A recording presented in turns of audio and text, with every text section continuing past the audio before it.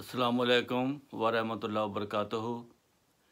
नाज़रीन, अभी चंद मिनट के बाद इसी वीडियो में आप देखेंगे कि एक उलमा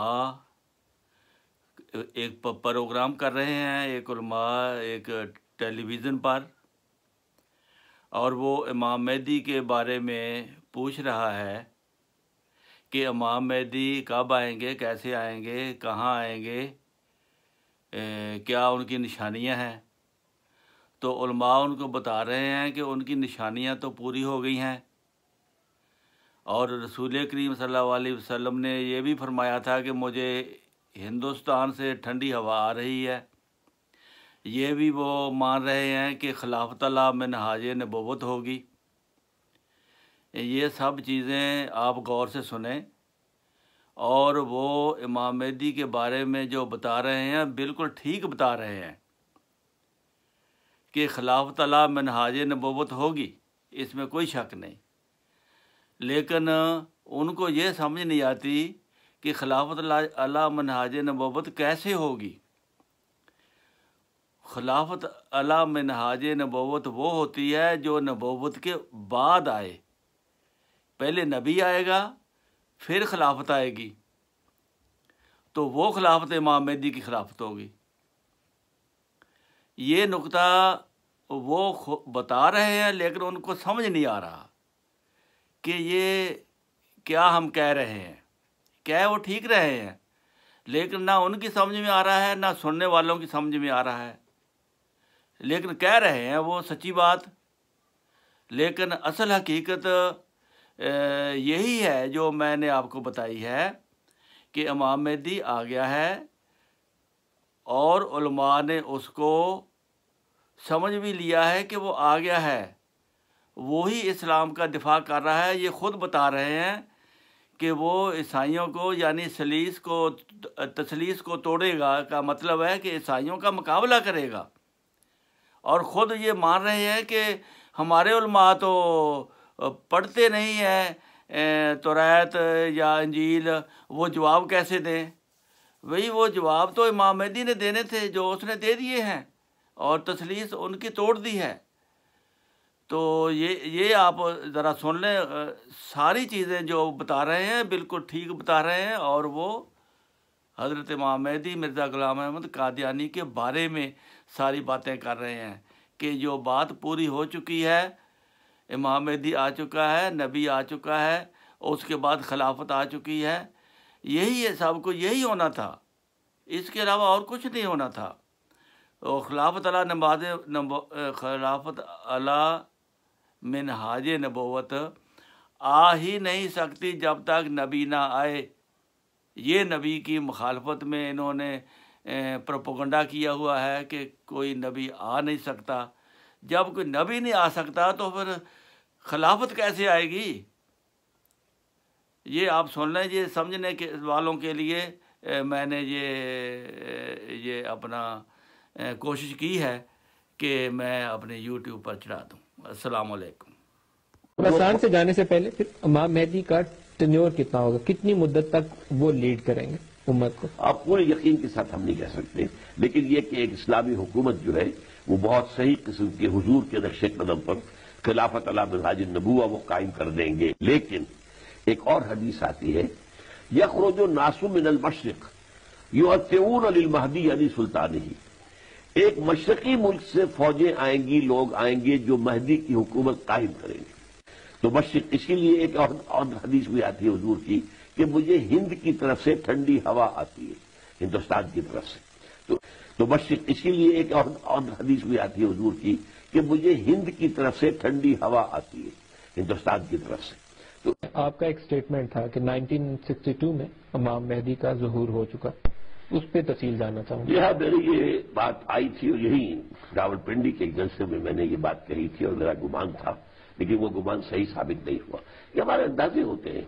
वैसे ये कि बहैसियत मजमूई जिन हालात में हजरत मेहदी का ज़ुहूर होना है, वो हालात वजूद में आ चुके का काम लेगा। एक बात हम बता दें, हमें ज्यादा कॉम्प्लेक्स बातें नहीं समझ में आती कैसे होगा।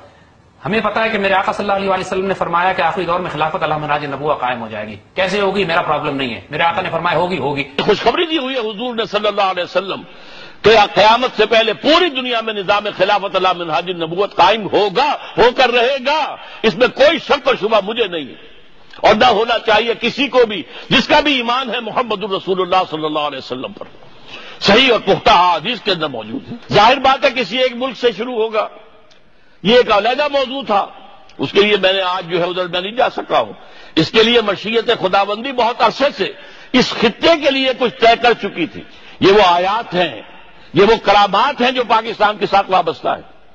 اس سے پہلے یہ کہ مجددین کا سلسلہ جو 1000 برس تک عالم عرب میں رہا تھا وہ ہندوستان میں منتقل ہوا.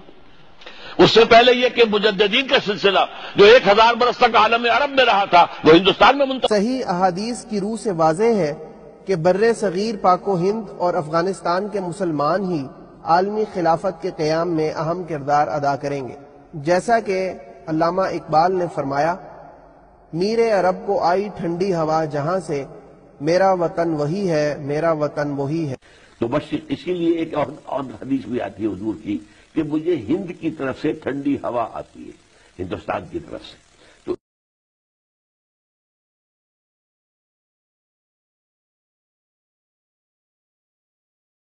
کس میں عیسائی مشنریز کو ساتھ مناظرے کر کے غلام احمد نے انہیں شکست دی. اچھا. اور ایک زبردست جو ایک وائلنٹ تحریک اٹھ گئی تھی, یہ ستیارتھ پرکاش کا جو مصنف تھا, آریہ سماج. تو آریہ سماج کے لوگوں سے بھی اس نے مناظرے کیے, انہیں شکستیں دی. اچھا, ان دو چیزوں کی وجہ سے علماء کی آنکھوں کا تارا بن گئے, اس لیے کہ ہمارے علماء تو پڑھتے ہی نہیں, نہ بائبل پڑھتے ہیں نہ کسی اور مذہب کی کوئی کتاب پڑھتے ہیں, تو آخر مناظرہ کیسے کریں؟ مرزا غلام احمد کے بارے میں انہوں نے یہ لکھا ہے ایک جگہ کہ اس دور, یہ 1898-99 کی بات ہے, کہ اس دور میں مرزا غلام احمد جس طرح اسلام کو سمجھے ہیں ایسا بہت کم لوگ سمجھے ہیں. اور جو آپ نے جملہ نوٹ کیا ہے, میں نے اس کے برعکس یہ سنا ہے کہ انہوں نے کہا ہے کہ اگر کوئی شخص آج اسلام زندہ دیکھنا چاہے تو قادیان میں جا کے دیکھے. بہت بڑی تعداد اس وقت تحریک پاکستان کے کابرین کی احمدی تحریک سے متاثر ہوئی تھی ڈاکٹر صاحب, کیونکہ یہ عیسائیوں کو جواب دیتے تھے. تحریک پاکستان ہی نہیں, خود جو ہے مولانا ابوالکلام آزاد, مولانا ثناء اللہ امرتسری, اصل میں یہ ایک خاص دور تھا جب کہ اسلام کے خلاف ایک تو عیسائی متاثر تھے, یہ خود تھے, یہ غلام رسول مہر اور عبدالمجید سالک احمدی تھے. ظہور مہدی آخر زمان ہے, ظہور مہدی آخر زمان ہے, سنبھل جاؤ کہ وقت امتحان ہے, سنبھل جاؤ. خلافت ایمان ہے, یہ ملت کی تنظیم کی جان ہے, ہمارا خلافت بے ایمان ہے, یہ ملت کی تنظیم کی جان ہے.